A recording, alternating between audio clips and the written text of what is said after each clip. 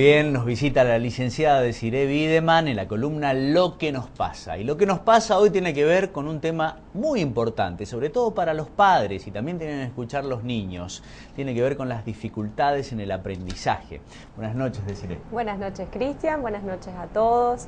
Bueno, hoy estamos hablando o introduciéndonos en la problemática de los chicos que tienen dificultades para aprender, ¿no?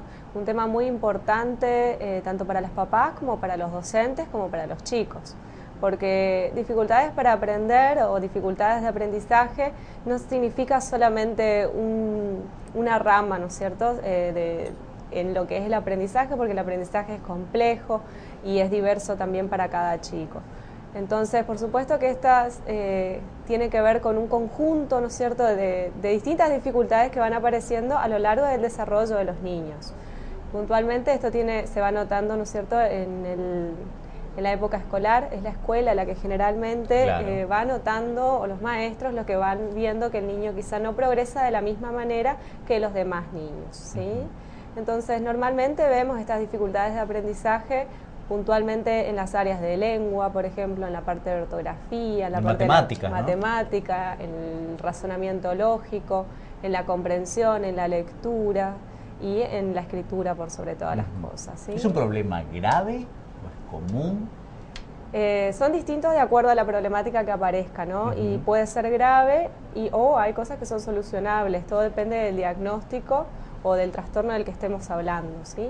Entonces, hay muchos chicos que lo importante y fundamental es plantear lo siguiente: no es que el chico por tener alguna dificultad de aprendizaje es tonto o no va a aprender nunca, ¿sí? Sino que el cerebro del niño que tiene dificultad para aprender, como los demás niños, funciona de una manera diferente, procesa la información de una manera que no es igual a la de los otros chicos. ¿Y eso está probado científicamente? Esto está probado científicamente, no es algo que, no es una sola opinión, ¿no es cierto? Bien. Entonces es muy importante explicar esto de que a través de la estimulación y a través del acompañamiento, muchas veces psicopedagógico, porque sé que es necesario, y psicológico en el caso de que haya alguna problemática emocional, siempre es buena la consulta. Los niños avanzan y progresan con total normalidad, ¿no es cierto?, dentro de lo que son las dificultades que pueda tener cada niño en específico, ¿sí? Puede surgir esto que los docentes son los primeros que se dan cuenta, ¿sí?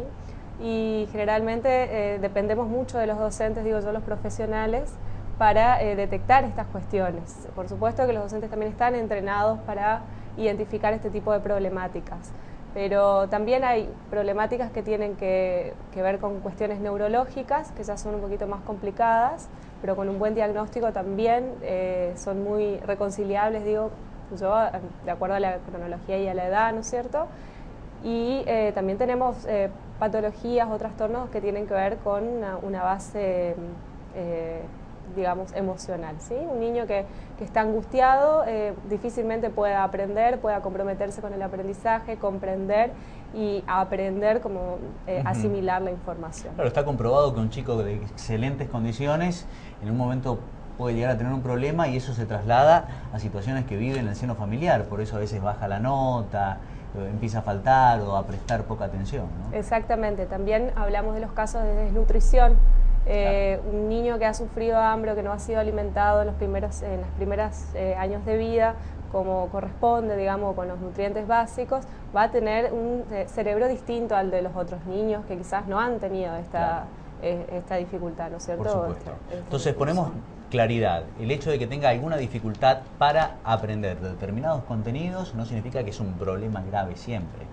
No siempre es un problema grave, pero no es una cuestión menor tampoco, claro. ¿sí? Es importante tener en cuenta, si hay un niño que no está aprendiendo a hablar, generalmente esto los padres se dan cuenta si tienen hermanitos más grandes o hermanas más grandes, se dan cuenta de que no habla o no empezó a hablar o ya no formula las oraciones a la edad que el otro lo hacía, o que no está aprendiendo a caminar como corresponde, o la edad en la que tiene que aprender a caminar, o no está pudiendo agarrar bien el lápiz, o se traba con las letras, o se pierde, ¿no es cierto?, la escritura, o no puede contar un cuento como de principio, ponerle un orden, ¿no es cierto?, qué va primero y qué va después y cómo termina.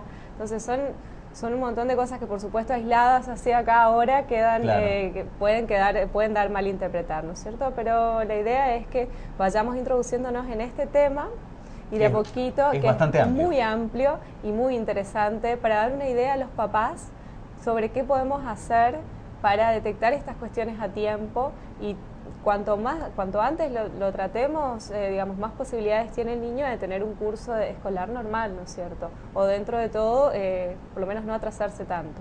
Muy bien. Desiree, muchísimas gracias y bueno, seguramente la próxima semana estaremos hablando justamente de los métodos para poder detectar y ayudar al niño. Vamos a especificar cuáles son los tipos de trastornos que existen y por supuesto los distintos métodos que podemos ir, digamos, abordando para cada situación. Muy bien, muchísimas gracias. Nosotros tenemos más información y vamos a hablar de educación. Tiene que ver con la apertura de la instancia zonal de Feria de Ciencias que se ha desarrollado hoy por la mañana en la Escuela de Frontera número 607, donde participaron estudiantes del nivel inicial, primario y secundario de Caraguataí, Monte Carlo y Puerto Piraí. Esto ocurría hoy por la mañana en la Escuela de Frontera.